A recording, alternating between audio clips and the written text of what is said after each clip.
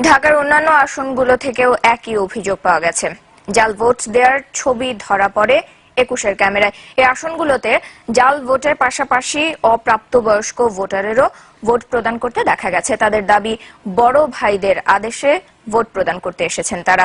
এছাড়া জাল ভোট প্রদানের সংবাদ সংগ্রহ করতে গেলে ২১-এ টেলিভিশনের রিপোর্টার রাকিব হাসান ও ক্যামেরাম্যানকে কেন্দ্র থেকে বের করে দেয় পুলিশ। তবে এ ব্যাপারে প্রশাসনের সঙ্গে কথা বলে কোনো সদুত্তর পাওয়া যায়নি। সহকর্মীদের সহায়তায় রিপোর্ট করছেন আহমদ অনিক। ঢাকা ৬ আসনের কবি নজরুল কেন্দ্রে এভাবে জাল ভোট দেওয়ার ছবি ধরা পড়ে ২১-এ টেলিভিশনের ক্যামেরায়। এছাড়া একই আসনে নবাবপুর কেন্দ্রে অপ্রাপ্তবয়স্কদের লাইনে দাঁড়িয়ে থাকতে দেখা যায়। আমার লাইনে আনাইছে বড় মানুষ। কে আনাইছে? বড় ভাইরা। কোন বড় ভাই? কি বলছে আপনারা? কি বলছে? আমার কইছে আইতো। এমন কইছে আইতো আর কি আইছে। মানে আমরা মনে করছি আমাকে ভোটার এর লেগে আমরা এনে আছে।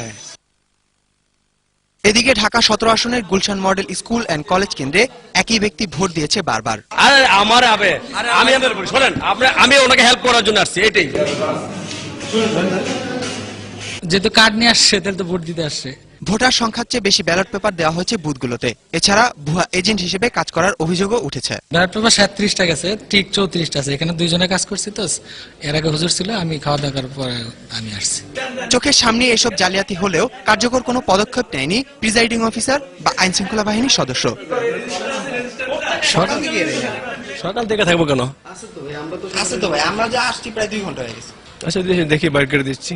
একই আসনের ইসলামিয়া মোহাম্মদিয়া করাইল মাদ্রাসায় জাল ভোট দেওয়ার ছবি ধরা পড়ে ২১-এর ক্যামেরায়। এ সময় বাধাপ্রাপ্ত হন ২১ টেলিভিশনের রিপোর্টার ও ক্যামেরাম্যান। এ বিষয়ে কেন্দ্রের প্রিজাইডিং অফিসারের সঙ্গে কথা বলতে গেলে অপারগতা প্রকাশ করেন তিনি। আমি এখন কথা বলতে পারবো। আহমদ অনিক, ২১ টেলিভিশন, ঢাকা।